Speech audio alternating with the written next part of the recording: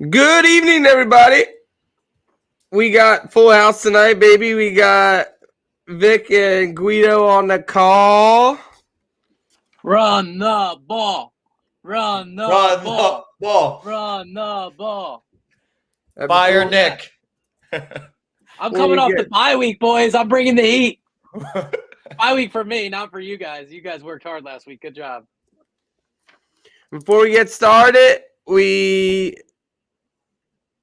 if you're on our Instagram, check out our link tree in there because we added our Run the Ball hat and shirts to the bio in there, and then also we have our YouTube contest going on. So the first 1,000 followers, I think we're halfway there, be entered in to win a jersey.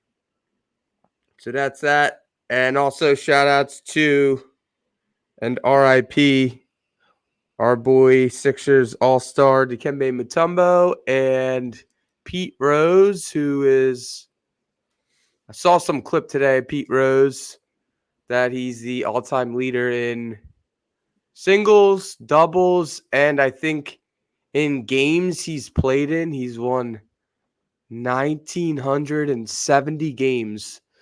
So in order to get to that, you would have to be on a team that wins 100 games 19 years in a row, and you would still be 70 games short. So That's crazy. The only he's debate not in the that Hall of Fame. remains with I was about to say that. The only debate that remains with Pete Rose is will they posthumously put him in, now that sports betting is obviously prevalent everywhere, to put him in the Hall of Fame, and he belongs in the Hall of Fame. So I'll go on record to say Pete Rose, yes, Hall of Fame. Dikembe reminds me of the early Sixers years. Love those years. The old "Nothing in My House" commercial. Was always a big fan of his. So RIP for sure. No. And as always, your comments, we'll put them up on the screen. It takes a minute or so to get up to us. So stick around and we'll show you up on the screen and we'll talk about whatever it is you want to talk about. Jalen Hurts era.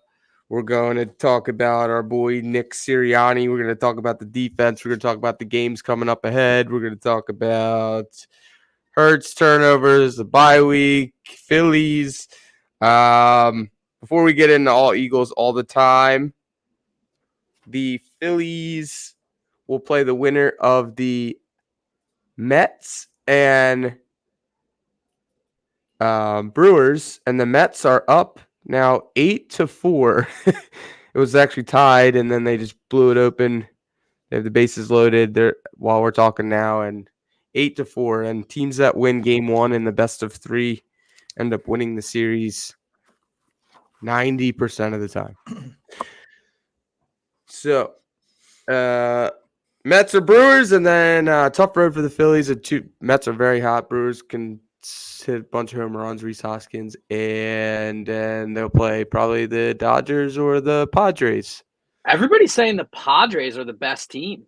That you don't want to face the Padres. Which it's kind of the team I want to play because I feel like we smoked them and they'll be seeing ghosts. That's what's in. Let's go, Phillies. Now, a lot of people have the Padres beating Braves who they're playing. The Braves are really banged up. They barely made it into the playoffs. I'm rocking one of our old school shirts to be there. The old school Philly Rob from back in the day when we used to do bonfire for T-shirts. Yeah, Philly Rob. So that'll be fun. Saturday, Sunday, games 1 and 2. See who we got coming up this week. It's looking like probably the Mets. It's going to be the Mets. It's going to be the Mets. It'll be the hottest ticket in town too. It's going to be crazy expensive to go to that game. Y'all can call me crazy, but honestly, I think I'd rather play the Mets over the Brewers. I just feel like playing New York, playing division rival. I think the Phillies. I don't know why. I just feel like we have a better overall on the Mets than the Brewers. Brewers are tough with Reese, stuff like that. But Mets are they're just dangerous right now. It's funny. My former boss is a huge Mets fan, and my work tickets for the Phillies, his card was somehow still on file, and he's no longer around. He's retired.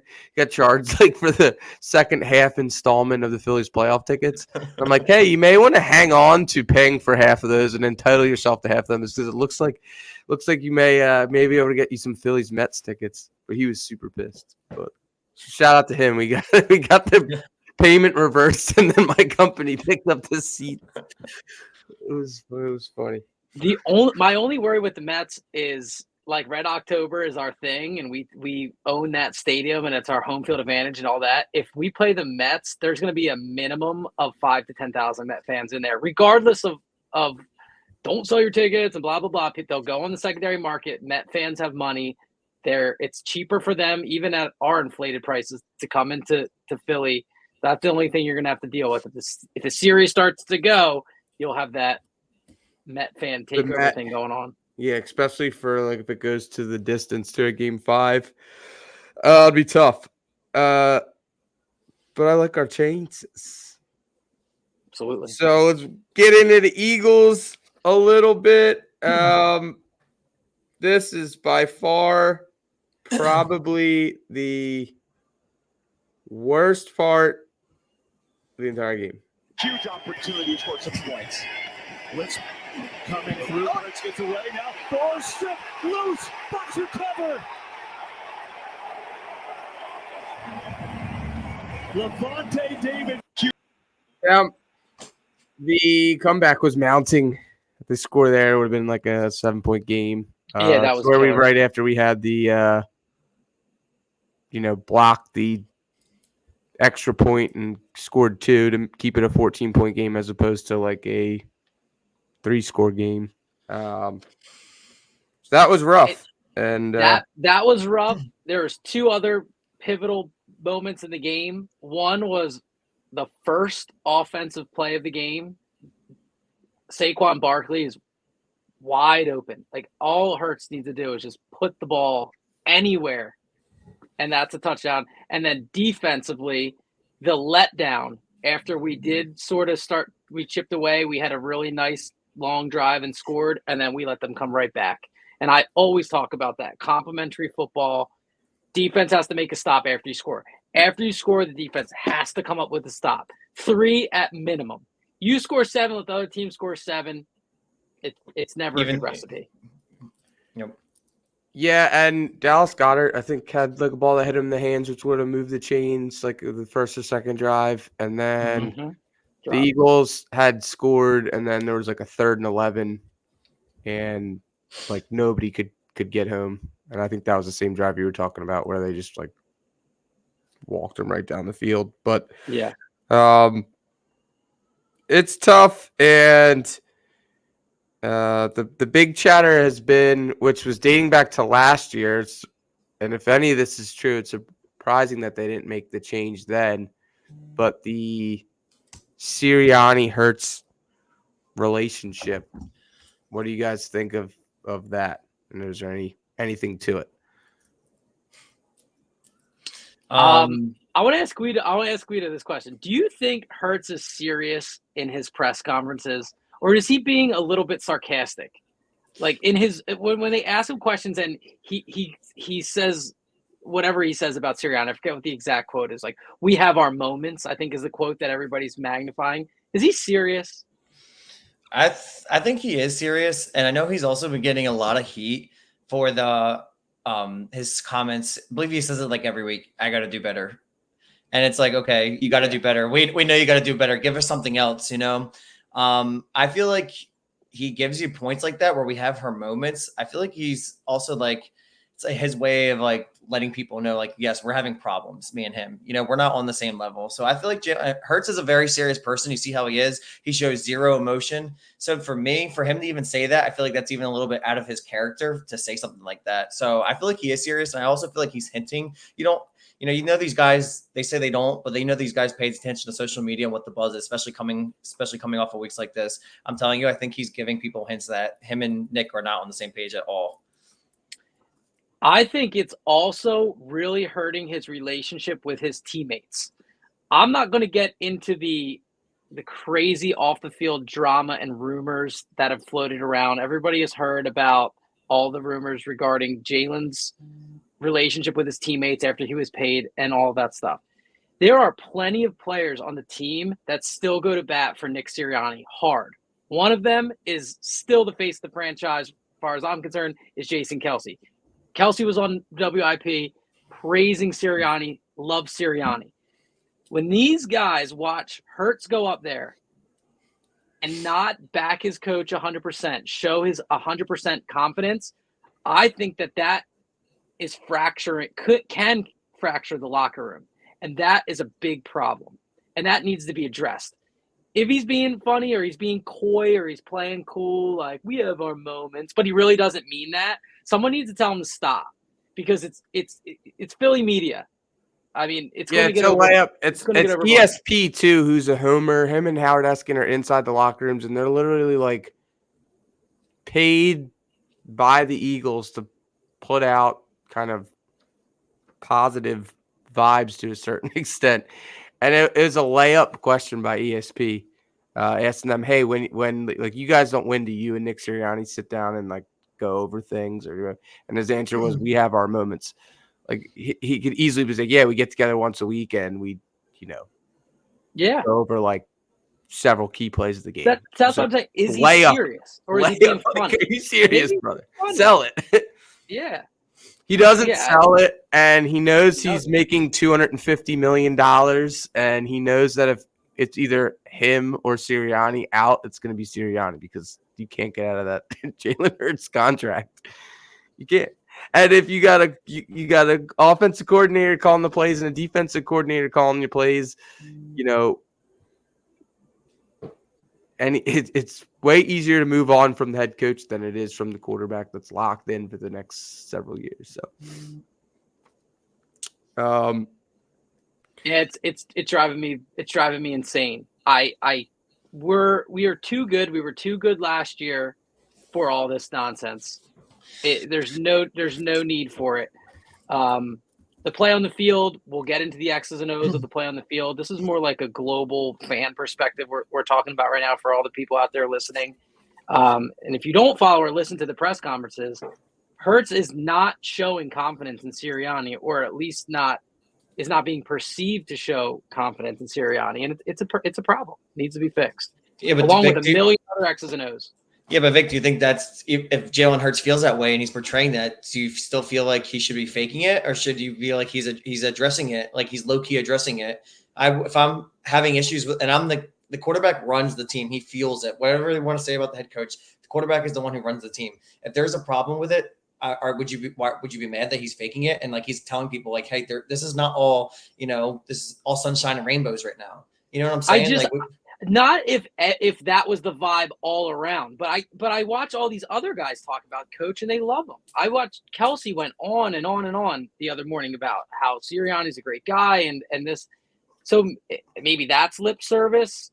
I don't know. I just feel like to see Hurts be in one place and everybody else be in another place I think it's creating drama that nobody needs. They usually come out and say the right things, but if he's not saying the right things, it's pretty much what we're seeing. I mean, the two coordinators are calling the plays there, so literally Nick Sirianni's job is to literally sit and watch the game and call timeouts and get in the headset and say, "Hey, dude, stop playing this. You're getting beat, and the ball's coming out in 1.6 seconds. You're getting beat. Change the defense. Start pressing people at the line. Go into man." Or, "Hey, dude, you keep passing the ball, and he's holding it on for too long. Let's call some motion or some quick outs, or let's hand the ball off on first and second down and then open up the pass later." Like, it's literally his job. He's not calling plays and he's not calling defensive plays. So it's literally his job just to get in the headset and be like, "Hey, this is what I'm seeing. Watch the game. Pay attention." We all see it at home. Hand it off twice and get 4 yards, and then you're in a 3rd and 6, not a 3rd and 12 on every drive. Yeah, that's his job. He's he doesn't the play call, not the play calls, but like his job is to address things. Like, even though he might be calling plays, it's his job to go to Kellen like, "Hey, first play of the game, we didn't run the ball. Like, why would you not open the game with giving Saquon the ball? First and second downs, in my opinion, right now, the way we've been struggling, you should be giving Saquon the ball." And to me, it's just like it's almost like he's letting his coordinators do his thing, but then when it's time for the ballsy moves, like let's go for it on 4th down with it's 4th and 4, or let's not kick these 2 field goals. Those are the calls he's making, and it's like, bro, you need to address everything as a whole. Yeah. I mean, I don't know. I just feel there's honestly in the locker room, I feel like this coach, he is not a true leader. I think Joyner could be wrong, but I think last week when we played the Saints, there was 2 penalties when he got 12 men on the field. Who is the problem is that? That's his head coaching problem. 2 penalties with two drives with 12 players on the field. That's just bad coaching, and that's what Seth said. It's horrible coaching. Yeah. Yeah, they're top 8 in most penalties. And that comes down to a coaching aspect. Yes, of course, if you're doing guys are jumping on the snap, of course, like that. But when it's other those penalties, that comes down to coaching, discipline, and coaching.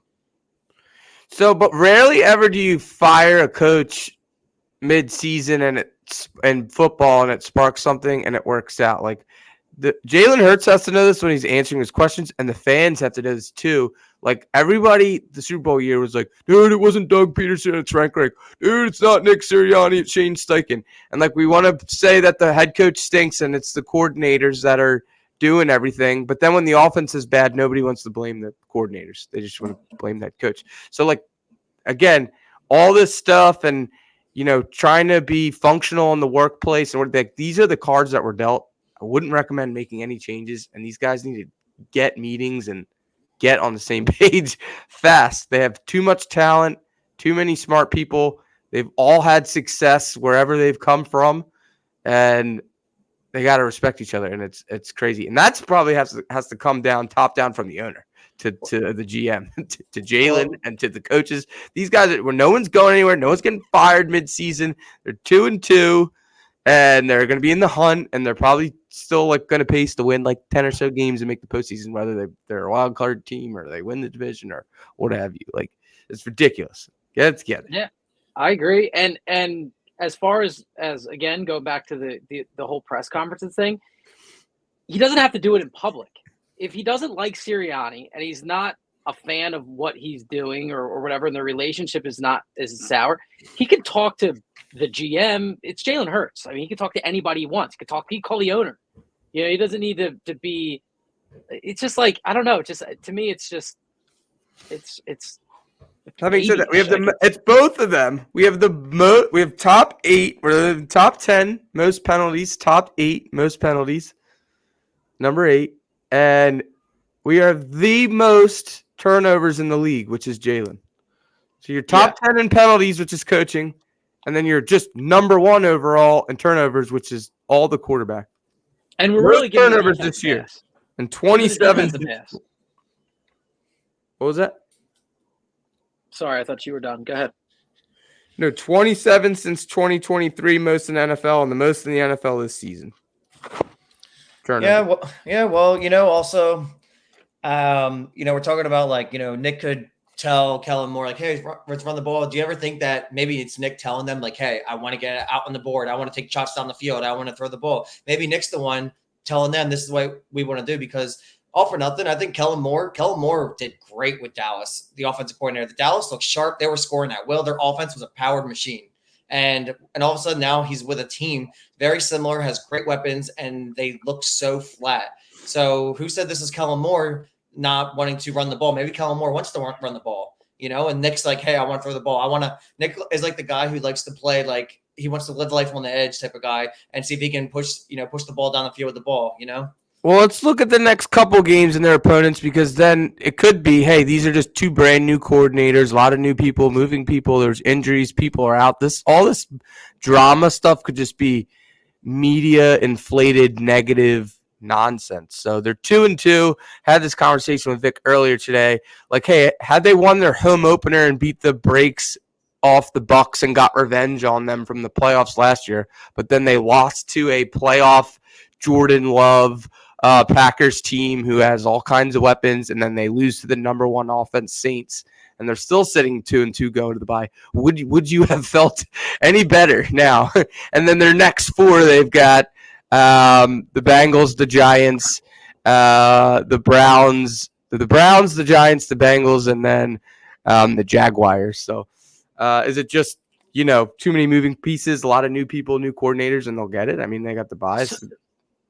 So where I actually stand with the team, I feel like we got very negative there for a minute, and I don't know what the team is. I'm not ready to write them off. I'm also not ready to give them the division. Like before the season started, I thought we were locked to win the division. Right now, my expectations are very tempered. I don't want to judge the team too much on the Tampa game in the sense that you did have your 2-star wide receivers not play. You did have Lane Johnson not play. That is a factor. It's not an excuse. It's a factor in the game. So I don't want to sit here and say the Tampa Bay game is our identity. I'm not ready to say that the Saints game is our identity because I'd watched the pretty full defense play terribly and not even get off the plane in Tampa. So I don't know what we have. I'm very confused on the team. I'm in the middle. I said it in a comment. You had said something on Facebook today, and I wrote, I think we're an 8-8 team or whatever that is nowadays with the extra game. 8-9 9-7, 9-8, 9-8. Yeah, 9-8. I always calculate the games on the old schedule, but yeah, I think we're like a 500 team right now, but we could I agree completely. change. Yeah, I don't know. I think you have to win the home Browns game. You should have won your home opener. Have to. You're a play away from being 3-1 in the Falcons game. You have to win your Browns game. You have to beat the Giants. The Bengals is going to be tough. And then you got the Jaguars at home who are horrible. Doug Peterson's coaching for his job. So I mean, they might drop a game in there that they should lose and that they should win and lose and win a game that they should lose. But in that 4-game, you break it into quarters. You talk about a team that hasn't scored a point in the first quarter of any game. We've only played a quarter of the season, and this is a team that continuously gets up off the mat and comes back and shows in all these games they're going to keep playing for a quarter, and they're still in it at the end, and they're in the mix. They may not be the best team. They may not be the worst team, but they're in the mix. And if you look at it like a 4-quarter game, we played 1 quarter of the season, and it's tied right now. They're 2-2, and they got a bunch of really crappy teams coming up. Yeah, I'm not writing them off either. But right now, how they're playing, I think we're a 500 team. If we got 9 wins right now in the season, the way they look, I would not argue with you at all. But like Phil and I said last week, we were talking about like how many games does it take for you to finally, after preseason stuff, we both said about by week 6, week 7, that's when I feel like you can finally make your judgment. We're going into a bye week. I guess like Vic said earlier, we had no AJ, no Devontae, no Lane Johnson, huge players. We're talking about 2 number 1 receivers. So that's why I honestly was not surprised how Sunday's outcome came. So I'm with Vic. I'm not ready to jump off the ship yet, but this bye week, honestly, I like bye weeks later in the season. Guys are banged up, like week 8. It's a great time, but this is honestly one of the best times for us to have a bye week right now. Get our players back, and then we can make a proper, prediction. Yeah. So there's lots that has to go on. The turnovers, obviously. Most in the NFL, they're 9 straight games with the turnover in every game. They have a turnover in every single game this season. They have 3 turnovers in the red zone. And then on the defensive side of the ball, they have Bryce Huff, who him and Jordan Davis won 0% of their snaps last week. And Huff had 1 hurry on a play that he was unblocked. So I know, Guido, you want to talk about the defense, so take it away. Oh, man, the defense. Guido, you're our Seth Joyner. Okay, the defense. Listen, so it's just sometimes you get so frustrated because you see them play last week against the Saints in New Orleans, who we know New Orleans is one of the hardest places to go in and play. And just to shut the home team out almost the whole game is very good, especially coming off a game where they were, shaky. The Bryce Huff thing, we need to run him out of Philly. He's literally putrid. He's garbage, whatever you want to tack onto him. But you just said his name a few minutes ago. I feel like no one has been talking about him. Where is Jordan Davis at? I feel like he's doing nothing at all. Jalen Carter so far has been that guy. Even him last week wasn't doing so well, but he did great against the Saints. But I just feel like the D-line is – I think I saw Brandon Graham. I'm pretty sure he had a sack last week. You had the old man. You had 40-year-old Brandon Graham out there putting pressure and sacking quarterbacks. And then we got these young guys who are non-existent. And I don't know. I just feel like our D-line is just, we need, I hate to say it, but Hassan Reddick is very missed. I would love to see Devin White get in. I don't know what it all entails with that. Nakobe Dean beat him out, but I really would love to see him package in some plays and see what he has and see if they can include him in the mix. I think they have to make some changes. They have all these young DBs. I think Brandon Graham went and talked to Devin White, whatever issues they had going on. I think you're going to see some changes, some personnel changes during the bye week, and they're going to mix it up a little bit. I love the rookie Mitchell. Mitchell's been playing very good football. I have no complaints from him. He's playing rookie level. Yeah, he's missed some plays, but I think he's leading the league in broken up passes. I could be wrong. Quote me on that. But the other letdown is Darius Slay. I just feel like every year he's just something that he's such a big talk. I'm pretty sure he after the game he was tweeting his stats or something like that after he just got smoked against the Bucks. Yeah, basically put his resume out there. He is just so he's such a me. He's a pick me type of guy. You know what I mean? And that's just not the culture. We talked last week. We touched on CD how he's a hype man and he plays with that chip on his shoulder. But I think Darius plays with a different type of chip on his shoulder. I feel like everything's centered around him. He's a diva if things aren't going his way. He doesn't like to tackle. He's afraid of the smoke. So I'm telling you, I wouldn't be surprised if some personnel changes come when it comes to the trade deadline, not just personnel changes on the field. Looking back at it, I'm shocked they hired Vic Fangio. He's a PA guy and grew up a fan of all the teams and stuff like that. But his defense, I didn't like that pickup at all. His defense is a zone soft defense. We're in a town that has Seth Joyner, Buddy Ryan, Jim Johnson. Get up to the line, hit him in the mouth. I saw that corner last night playing. It was half the size of DK Metcalf. Hit him before every snap during the game yesterday. And when you have those quick outs and the ball is coming out in 1.6 seconds, why didn't you just start banging people? Their entire game plan was built around getting the ball out quick. The fact that we didn't scooch anybody up at any point and just continue to just play soft and just get carved up is crazy. And their fundamentals are really poor too, which is definitely coaching. And that's straight to the defensive coaches. The way that they're tackling. Phil, you brought up Seth Joyner, so did I. Yeah.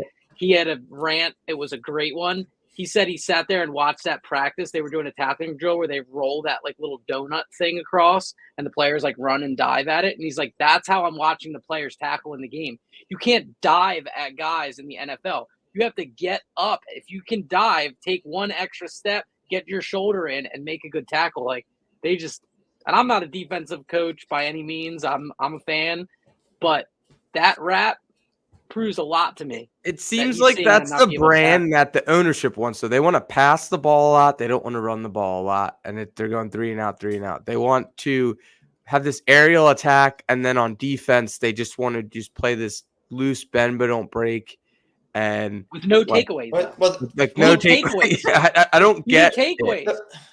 Yeah, well, I mean, the problem is what their defense is built around. And it happens probably in the last going on to the third year now. Their whole defensive scheme right now is they're putting everything in those 4 guys up front. And so we have these great guys on the D-line, so we don't need to blitz guys. Well, guess what? Our 4 guys are not putting pressure. You need to send guys on blitz packages. When we played the Falcons, their safety is leading the league in sacks or something like that because they're sending the nickel safety or the nickel on safety blitzes. How many times have we seen our safety blitz once all season? They're just so codependent on those 3-4 guys up front to get to the quarterback and put pressure. But sorry, but it's not happening for us. And Nakobe Dean's so small, so if he's running up the middle, he's getting stuck in there. He's getting clogged up there. And I know it might not be his natural position, but you got a guy you got no pass rush. You got a guy like Devin White, who's just an athlete. Just line him up, stand up, and just let him rush the passer or play him in the middle and put the smaller guy on the outside.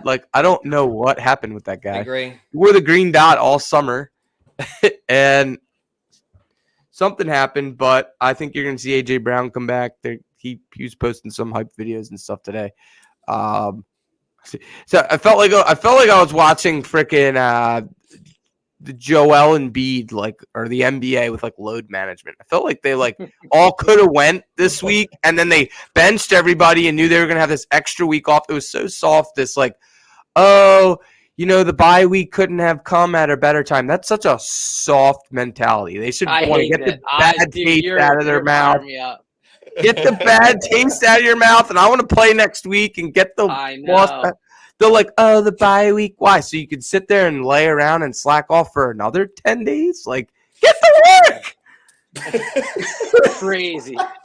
It's Crazy. oh yeah, I'll just call him tomorrow, or oh he's probably busy tomorrow, so I'm just gonna call him the next day. And it's just such a lazy mentality. I see how It's people just the procrastinate. rolling of the donut. Yeah, It's rolling the donut. rolling of the donut. Procrastination. The culture in Philly is very, very, very soft. We need that Brian Dawkins culture back in the locker room, and we do not have it. Ever since we won the Super Bowl, it got like a little soft. And everyone's like hoping, oh, the Phillies are gonna bail us out. Like, the Phillies are gonna have a tough road. Tough road coming up. Yeah, but luckily we don't have to predict any games next week. Next week we go like all Phillies all the time, and then like do our little Browns preview. We'll save that for next week. But I was giving you a lot of crap. I think I misspelled Motombo too on there. You didn't, but I did. I went back and hardcore spell checked you. All right, so are you actually going to give me a spelling bee? I'm ready. I want to pick some upcoming guys that we're going to see the next couple weeks. See if you could spell their name right. Wait. Is it me and Guido? Are we both? Because most of you don't know, I'm a teacher, and I'll be very upset if I do bad on this, but I'm ready. We'll do this, and I'll do some memes of the week. We're going to have a little fun right now. Okay. But first is going to be, I don't know who wants to go first. Who wants to go first? Vic can go. All okay, right. I'll go first. Age before beauty. Yep. It's going to be Deshaun, as in Deshaun Watson. How does Deshaun Watson spell his first name? Deshaun. I'm not Googling it. I'm typing it. Deshaun. I'm pretty sure on that one. That's right. Yeah. That's right. Oh. All right, Guido. Can you use it in a sentence, please? All right, Guido. Not that I can say on the podcast. All right, Guido. Vic gets this one wrong all the time, but I'm kicking it to you. Devontae, as in Devontae Smith. You can't look it up. I'm not. I'm writing it out. They literally kill me on the page. I write his name wrong every time. I can't help it. Different variations of. I'm gonna go Devontae. No, that's wrong. No, I know it. Right. No, it's right. It's E at the end. No, it's Devonta. Just A. Oh, Devonta. It's Devonta. I put the A. I say. It's actually got a capital V too. I knew that. I actually knew that. I even wrote it out like that. It's like that. Devonta. So it's not Devontae. So whoever keeps calling Devontae, it's Devonta. Yes, but I always do D-A, and I don't do the capitalization of the V, and Phil tortures me on text messages, but I'm sorry. I love Devontae Smith. He's probably my favorite player on the team right now. I spelled Sirianni wrong, too, a few weeks ago. Someone called me out for it. Sirianni? Yeah. That's a good one. Sirianni's a good one, too. I got it down by now. Sirianni. That's got to be right. It's got two N's, but people do it with like two R's and stuff. I'm 2 for 2, and you're roasting me because now you got me locked in. It's good. What about Reese, like Reese Hoskins? I know that. Oh, RHYS. Yes. All right, we're good now. As long as we. Hey, so I'm working on. Okay, Phil, I got one for you. Schuylkill River. Oh, no way. I cannot spell Schuylkill. I know it's SCH like Y. KUYL or something. There's like an ampersand in there. SCHUYKILL or something. I don't know the right answer. Actually, that sounds right. SCHUYKILL. Oh, it's SCHUYLKIIL. Oh my God. There's that an L in between the Y and the K. That's a really hard one. Schuylkill. I'll pull this up. Schuylkill. Yeah, there's like this rando L in between. Oh yeah, the rando L it's got to get everybody. They did the Philly spelling bee. It was funny. I think it was like Crossing Broad, and like they had like a bunch of funny people do it. That's funny. So we should have been at that. I would have taken state in that event, even though I screw up on the page. I would have locked in for a spelling bee. I say that because of the tweets, in-game tweets have been fire, but the names and I'm trying to develop some type of automation where when we tweet it on Facebook, it goes to our Twitter, and maybe like if we write something, it'll write a little blog post on our website. So I had a coworker spell like a big client's name wrong too, and I like lost it. Their name like was right in the email. They were like right in the email, and their full first and last name came up, and in the email I was like, "Hi, Jamie," and it was like just completely misspelled. So it was funny. Ooh, that's People's rough. names, I'm like, oh, that's just like huge disrespect. This guy's giving us mad money. He just murked his name. So,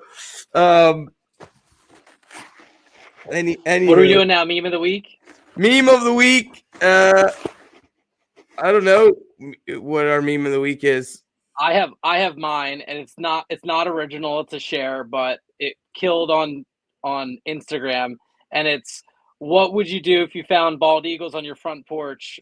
Run through the middle. The eagles have no ability to stop it. That one. That was my absolute meme of the week. I thought that was perfect. The meme of the week is great. It is. I love that one. Yeah, here it is. What would you do if you found a bald eagle on your porch? First of Run all, that right picture through the is middle of it. The Eagles have no way to stop you. Great meme, and that picture is really freaking cool. As a science teacher, I like that. My boy Motombo. These were nice. This is nice. And then I have a reel of the week. If you could play it, and our little buddy Gio, the podcaster, actually came to his defense because he's being roasted so hard for this. But I can't help but to call it out. But the Isaiah Rodgers having no clue that you can't block another player into your own punt returner, which just logically, why would you want to block anybody into your punt returner? He's going to freaking tear his ACL or something. I don't know if can you pull that one up? Oh yeah, I can. Before I do that, I just posted this one. That's always a good one. A lot of Jalen Hurts hate, boys. Turnovers, dude. He's got to stop. Honestly, it's funny. There's also the other side to it when you look at him against I know we've done this against the top quarterbacks in the league. You know where he stands. He has around the same amount of turnovers. But problem is, it's like within the last every game this season he's had one. Like he hasn't gone one game mistake free in the Dayton back. At least the last game he didn't throw any interceptions, and that fumble he had wasn't even. I mean, his arm. He threw a pick up in the pot. Yeah, he threw a pick. Last game. Oh yeah, I'm sorry. Yeah, but like, they're all starting to come together now. I know, but I'm like trying to picture them all in my head. I mean, even the fumble one, that wasn't. He stepped up in the pocket, got blind hit from the back. You know, I don't. That's part of the game, you know. Run the ball, do something. That's the problem. The ball needs to come out. The ball needs to come out of his hands. The ball's sitting in his hands every play, 4 to 5 seconds. That's not. You see Brady and all the greats, bro. The ball's out of their hands within 2 seconds. Whose birthday is it? So real week. I don't know whose birthday it is. She's saying happy birthday to herself. Happy birthday to somebody. Happy birthday. This guy.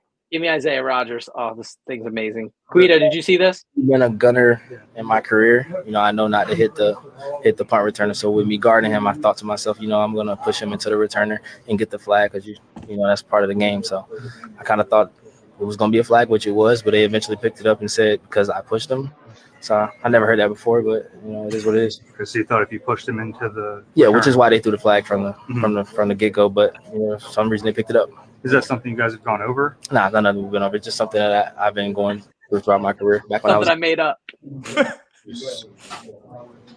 a correction with you. It gets worse. The right thing or the wrong thing, or I don't really think it was more so coming at me and just telling me the corrections. Like, end of the day, you know, they picked it up. We can't really, we can't change the call. So it's really just moving forward and just continue to make plays throughout the game.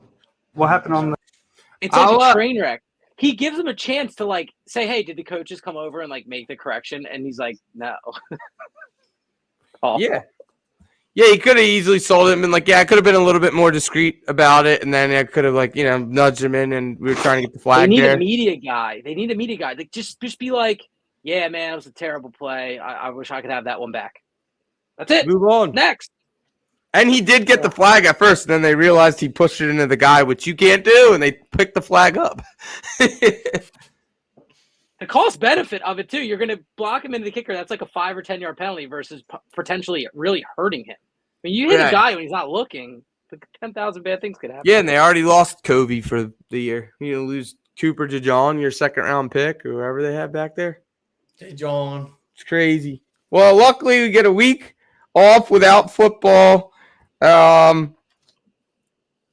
Mental health could use it for sure. So next week we'll have some Phillies to talk about. Saturday, Sunday, we'll probably have 2 or 3 Phillies games before next week's podcast. Our Eagles Browns preview, and damn, the Lions looked good last night. I never thought there would be a world where Jared Goff would be better than Carson Wentz after the early points of their career. His last 18 throws, he went 18 for 18 at the end of the game. And apparently he didn't get the game. He didn't get his ball either, right? The running backs were amazing too, but Montgomery had like some insane plays, and Gibbs had touchdown. They look really good, and Seattle was look good. Listen, I feel like no one wants to talk about it, bro. But I think the Washington Redskins right now, who is this team right now? I think they might be the scariest team in the NFC right now. Oh yeah, Joe Schoen's son, the Giants GM, picked. When he was asking all his kids and his family members who he would draft, they're all like Jaden Daniels. I mean, they went in and smoked a good Cardinals team, and they went to Cincinnati. I think the week before they won, and then they flew across the country, played Arizona, put the smackdown on them. I'm telling you, they're good, but I think they'll level off. I ain't scared of no Commanders. Scared no Commanders, but yeah, he's legit. There's no sample size on them. They don't have the kid figured out yet. Hurts looked good like that at the beginning. Wentz looked good like that at the beginning. You know, the fact that Goff is like getting better as his career goes on is very impressive. It's like Geno Smith. It's all about situations too. It's all about correct. Look at Baker. Yeah, Baker's another prime example of these quarterbacks that kind of fell off. And what about the Vikings? Sam Darnold. Yeah.